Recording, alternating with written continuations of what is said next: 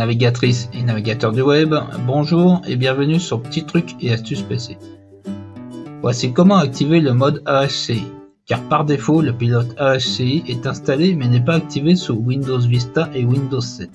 Avant de démarrer toute action, prévoyez d'avoir créé une clé USB outils d'installation et de récupération de votre système, de créer une sauvegarde par un point de restauration et un fichier image ISO.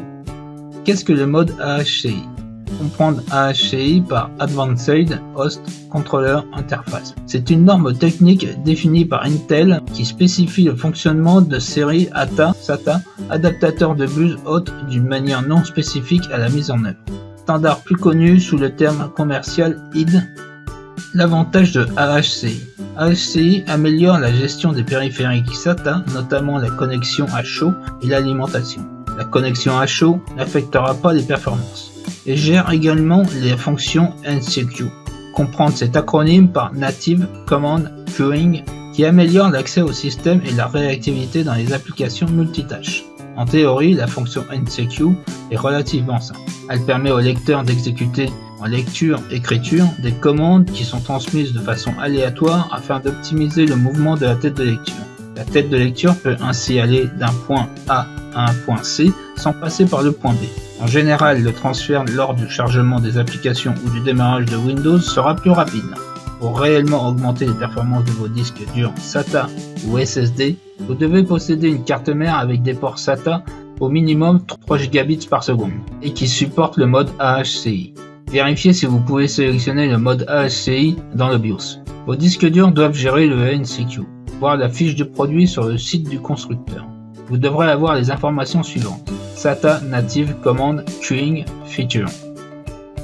Pour les disques SSD compatibles avec la fonctionnalité Trim, vérifiez que la fonction Trim est active. Pour cela, tapez une invite de commande comme indiqué.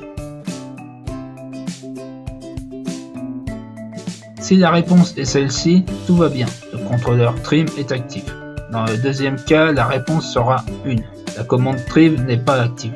Avant de l'activer, vérifiez bien que la carte mère de votre PC est compatible, contrôleur SATA en mode AHCI, et que votre BIOS ou EEFI est à jour. Lorsque vous aurez vérifié et effectué ce qu'il faut, saisissez la commande suivante.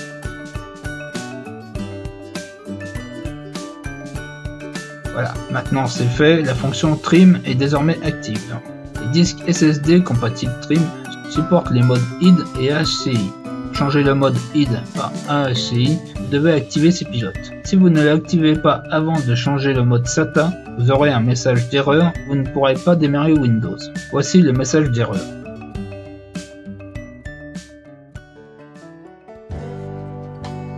Vous pouvez l'activer dans le registre de Windows. Cliquez sur le bouton démarrer. Saisissez Regedit dans la barre de recherche. Ou par ici via exécuter. Valider par entrée. Sélectionnez HKey Local Machine, Système, Current Control 7, Service et recherchez MS AHCI. Cliquez droit sur la valeur Start, sélectionnez Modifier, puis saisissez 0 et validez par OK. Puis faites de même par la suite avec la clé PCI ID.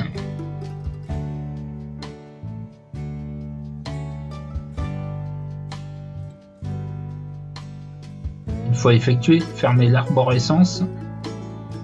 Windows est prêt à utiliser le mode AHCI. Redémarrez votre ordinateur pour passer au mode AHCI. Vous devez modifier le réglage du disque dur dans le BIOS. Il est possible que le processus du changement du mode dans le BIOS puisse provoquer une modification de priorité de démarrage. Vous aurez peut-être ce message malgré les précautions d'usage effectuées. Il vous suffira de retourner dans le BIOS pour vérifier la priorité du démarrage et en particulier le disque comportant le système d'exploitation. A priori, si vous n'avez pas plusieurs disques durs, vous ne devriez pas avoir de soucis.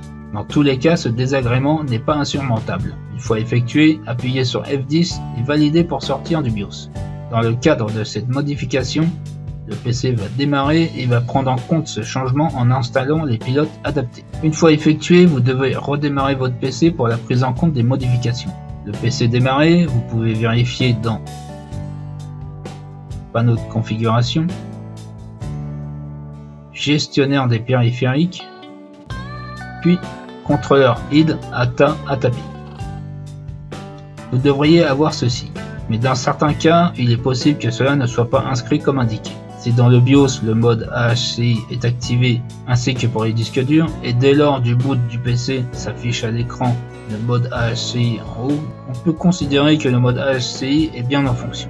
Vous pouvez désormais profiter pleinement du mode AHCI. Voilà, nous arrivons à la fin de la vidéo. Merci de l'avoir regardé. Je compte sur vous pour la partager sur vos réseaux sociaux. Laissez un like et un commentaire pour soutenir mon travail. Vous pouvez me soutenir via la cagnotte participative PayPal indiquée dans la description ou la page d'accueil. N'oubliez pas de vous abonner si ce n'est pas déjà fait et d'activer la notification afin d'être alerté sur les dernières vidéos mises en ligne. Je remercie au passage les abonnés d'avoir rejoint ma chaîne et de continuer à y être. Navigatrices et navigateurs du web, je vous dis à bientôt dans une prochaine vidéo.